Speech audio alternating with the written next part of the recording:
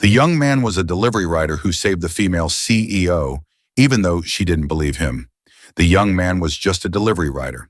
He called his fiancée to borrow money because his savings kept going to her, a cunning woman. However, the cunning woman refused his request and even threatened him. If he didn't provide the money for his sister's dowry, she wouldn't marry him. Enraged, the man simply left to do his deliveries, focused on saving money for his mother's treatment. While riding his motorcycle, he was nearly hit by a sports car. Inside the car was a very beautiful CEO.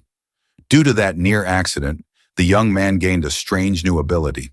He could see a person's lifespan and determine the true value of any treasure just by looking at it.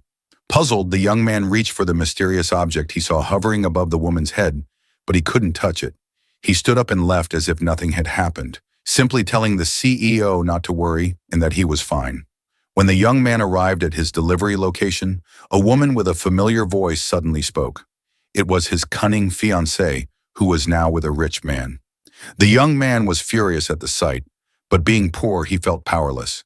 The cunning woman and the rich man insulted him until he nearly lost control of his anger.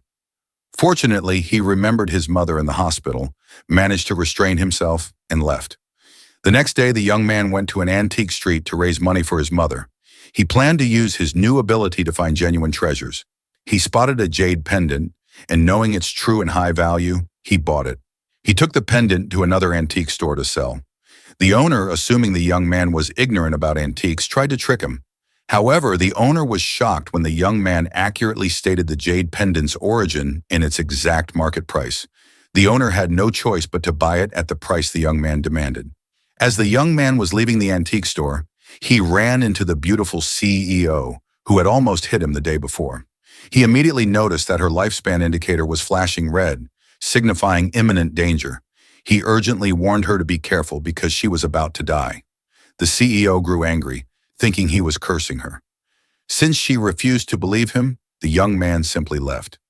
The young man went to the hospital where his mother was confined. To his dismay, he found that she was being moved to another room because a wealthy person needed hers. He was enraged by the situation and the doctor's explanation. His former fiancée, the cunning woman, then arrived with her lover, the rich man. The two insulted the young man, saying that if he would just kneel to them, they might pity him and reconsider moving his mother. The hospital director also arrived to pressure the young man into allowing the move. Meanwhile, the female CEO, still at the antique store, was deeply troubled by the young man's words, which her assistant dismissed as nonsense. Just as they were about to leave, the car they were supposed to use suddenly exploded.